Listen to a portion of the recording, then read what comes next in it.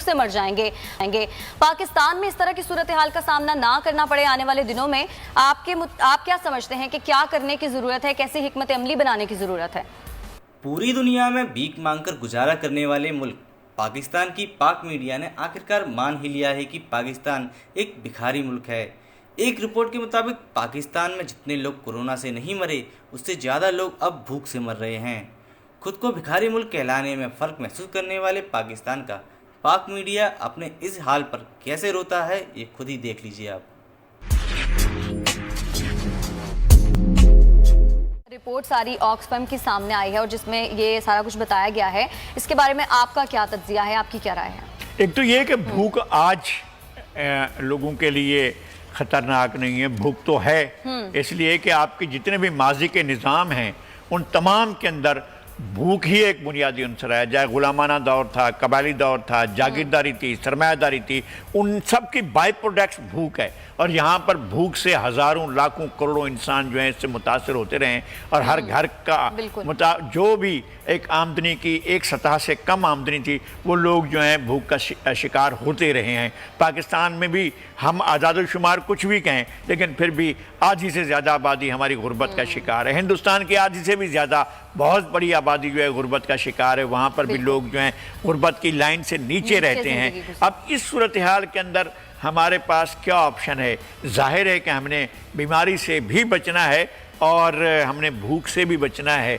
और भूख से बचाने के लिए हुकूमतें कभी आगे नहीं आती, रूलिंग क्लासेस कभी नहीं आती, सरमायादार और जागीरदार नहीं आते। वो ज़्यादा से ज़्यादा इतना कर सकते हैं कि वो कुछ खैराती इदारों को कुछ पैसे दे दें कि वो बेचारे ईमानदारी से जाकर लोगों को कुछ खाना खिलाएं। वो भी एक सेगमेंट होता है, बहुत कम जो जाकर खाता है। आबादी की एक वसी हिस्सा जो है वो हमेशा इसी तरह की तंगदस्ती का शिकार रहता है। बिल्कुल ऐसा। MQM रहनुमा कंवर नवीद जमील साहब ने भी हमें ज्वाइन किया है, उनसे भी सारी सूरत हाल पर बात करेंगे। बहुत शुक्रिया आपके वक्त का कंवर नवीद जमील साहब। सर ये बताएगा कि ऑक्सफैम की जो रिपोर्ट एक सामने आई है मईशत के हवाले से, उसमें ये बताया गया है कि इतने लोग कोरोना से नहीं मरे जितने लोग अब भूख से मर जाएंगे। पाकिस्तान में इस तरह की सूरत हाल का सामना ना करना पड़े आने वाले दिनों में आप क्या समझते हैं कि क्या करने की जरूरत है, कैसी हिकमत अमली बनाने की जरूरत है? देखिए, इसके लिए मरबूत हिकमत अमली की जरूरत है और यही गवर्नमेंट की हिकमत अमली होनी चाहिए, दोनों हुकूमतों की, कि ये जो करप्शन में इतना पैसा खर्च हो रहा है इस तमाम करप्शन को पहले तो बंद किया जाए, क्योंकि ये मईशत का बहुत बड़ा हिस्सा तो ये करप्शन बर्बाद कर देता है। और उसके बाद जो पहली तरजीह जो है वो गरीब आदमी को देनी चाहिए कि गरीब आदमी को कम से कम इतना पब्लिक सेक्टर से सपोर्ट कि वो अपना और अपने बच्चों का पेट पाल सकें। अभी ये सूरत हाल ये है कि महंगाई जो है वो बढ़ी हुई है और चीनी की जो कीमतें बढ़ी हैं उनको वापस नहीं लाया जा सका। और उसके अलावा पेट्रोल की कीमत, लोगों को खुशखबरी सुनाई गई, पेट्रोल की कीमत कम की गई और फिर दोबारा जंप लगाया पेट्रोल ने और उसकी कीमत ने जो है वो दोबारा ऊपर चली गई है। तो इस सूरत हाल से इनका ये कहना ठीक है कि हम तो बिल्कुल टेक ऑफ कर रहे हैं, बीच में कोरोना ने आकर हमें ख़राब कर दिया, हमारे मसाइल पैदा कर दिए। साहब गुजारिश है कि पिछले दिनों एक प्रोग्राम में दो दिन पहले एक हमारे दोस्त हैं, हुकूमती जमात के वजीर हैं वो प्रोग्राम में हमारे साथ है। तो उन्होंने कहा कि वजीर आजम साहब ने इसका नोटिस ले लिया के इलेक्ट्रिक का, तो अब ठीक हो जाएगी ये। तो मैंने उन्हें कहा कि यार इसका जवाब और जो मर्जी दो, लेकिन ये वजीर आजम साहब से तो रिक्वेस्ट करो कि वो अब विड्रा कर लें अपना नोटिस, क्योंकि जिस मामले का वो नोटिस लेते हैं उसमें अवाम की जिल्लत हो जाती है। मसलन मुल्क के अंदर मौजूद थी, किल्लत नहीं थी, अद्वियात की कीमतें बढ़ गई, वज़ीर आज़म ने नोटिस लिया, कीमतें वापस नहीं हुई लेकिन कंसोलिडेट हो गई और कोई उसका तो किसी को नफा नुकसान नहीं हुआ, किसी का एहतसाब नहीं हुआ।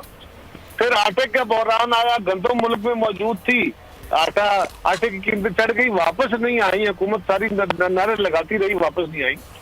फिर चीनी मुल्क के अंदर वाफर मौजूद थी, चीनी के रेट बढ़ गए, हुकूमत ने कमीशन बनाया, फिर उस कमीशन को लंबा किया, फिर कहा कि अच्छा चलो जी 5 साल का हिसाब करो। इस सारी महंगाई के कोई बेनिफिशियरी भी तो होंगे ना अवाम एंड आखिर में। उसी पे लगानी साहब गुजारिश है कि बेनिफिशरीज तो जो भी हैं वो बकौल वज़ीर आज़म के वो कहते हैं वो माफियाज हैं। और इसी तरह मुल्क में तेल था, तेल आवाम की रसाई से दूर हो गया, जब उसकी कीमत बढ़ी तो वापस मिल गया, नोटिस ले लिया। तो भाई नोटिस किस काम का? आज भी चीनी महंगी है, तेल महंगा है, आटा महंगा है, दवाइयां महंगी हैं, तो वज़ीर आज़म के नोटिस किधर गए? सवाल ये है कि क्यों हो रहा है? बेनिफिशियरी तो जी यकीनन कार्टेल्स होते हैं। और सरमायादारी निजाम का एक खुलासा है कि अगर रेगुलेटर, अवामी रेगुलेटर और जो इंस्टीट्यूशनल रेगुलेटर होता है, अगर वो सही काम न कर रहा हो तो फिर सरमायादारी निजाम के अंदर कार्टल्स डेवलप होना हमारे जैसे माशरों में ये एक फितरी अमल है, और उन कार्टल्स को कंट्रोल करने का नाम हुकूमत है। बहुत शुक्रिया आपका कमर जमान कायरा साहब। अक़वाम मुत्तहिदा ने भारत को तीसरी यादाश्त भेज दी है। अक़वाम मुत्तहिदा एक्टिव तो है, अब तीसरी यादाश्त भी भेज दी है, लेकिन कुछ हो नहीं रहा।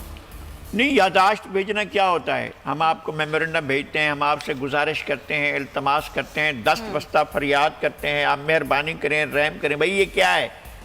अक़वाम मुत्तहिदा सलामती कौंसिल की करारदादों पर और जनरल असम्बली की करारदादों पर अमल करे, और वहाँ पर कमिटमेंट है दुनिया का कि वहाँ पर रेफरेंडम हो, वहाँ पर इस्तिसबाब राय हो, लोगों से राय ली जाए कि वो कैसे अपना मुस्तकबिल तय करते हैं। आप उस तरफ जाते नहीं हैं, आप जाते हैं कि जनाब अली के हम यादाश्त भेज रहे हैं, ज़रा मेहरबानी कर लीजिएगा, इस यादाश्त को देख लीजिएगा। वो नहीं देखता है, वो उठाकर एक तरफ फेंक देता है। ये यादाश्त वहाँ जाएगी नई दिल्ली में, नई दिल्ली में जब हुकूमत के बाद जाएगी, हुकूमत उठाएगी, डद्दी की टोकरी में फेंक देगी, अक़वाम मुत्तहिदा मुँह देखता रह जाएगा।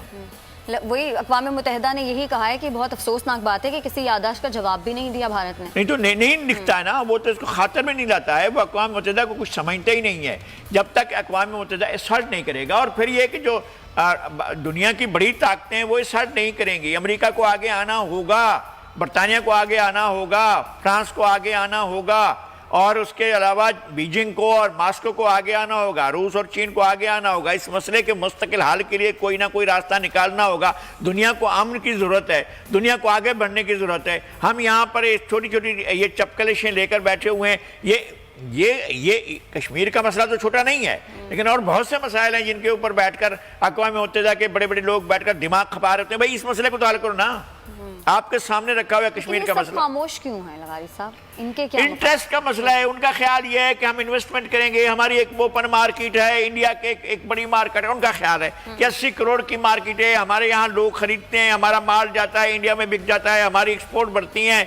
इंडिया भी, यानी ये अजीब बात है, कहते हैं जी इंडिया की इकोनॉमी जो है वो बूस्ट कर रही है, बहुत तेजी से आगे जा रही है। इंडिया अगर 1 रुपए की एक्सपोर्ट करता है तो 2 रुपए की इंपोर्ट्स करता है। इंडिया की एक्सपोर्ट से इंपोर्ट्स जो है वो दुगनी है। अच्छा। और लेकिन इंडिया के लोग जो हैं वो जो है उनको मुतमईन करने की कोशिश की जाती है।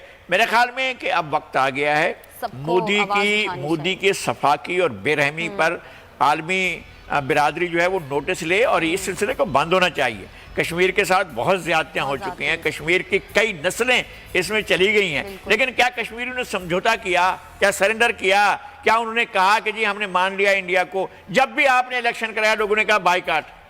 आप कितने परसेंटेज आपको जाकर लेते हैं? और जो लोग भी आपके सेटअप में आए, फारूक अब्दुल्ला आए, वो आपके साथ नहीं है, बाबा मुफ्ती आई वो आपके साथ नहीं है, गुलाम नबी आज़ाद आए वो आपके साथ नहीं, और उसके अलावा जितने लोग भी आपके साथ आते रहे हैं वो तो आपके साथ नहीं है। सारे के सारे लोग अलग होना चाहते हैं इंडिया से। तो अब सूरत हाल तो यहाँ पहुंची। रिपोर्ट सारी ऑक्सफैम की सामने आई है और जिसमें ये सारा कुछ बताया गया है, इसके बारे में आपका क्या तज्जिया है, आपकी क्या राय है?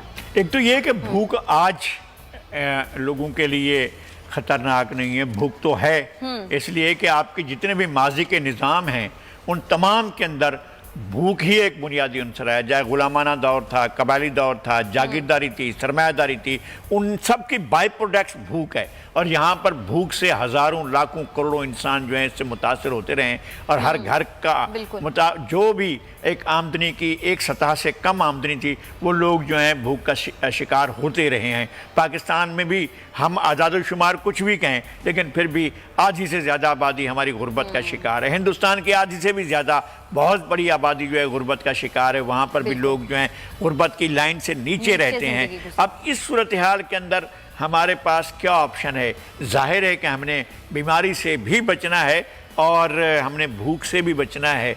और भूख से बचाने के लिए हुकूमतें कभी आगे नहीं आती, रूलिंग क्लासेस कभी नहीं आती।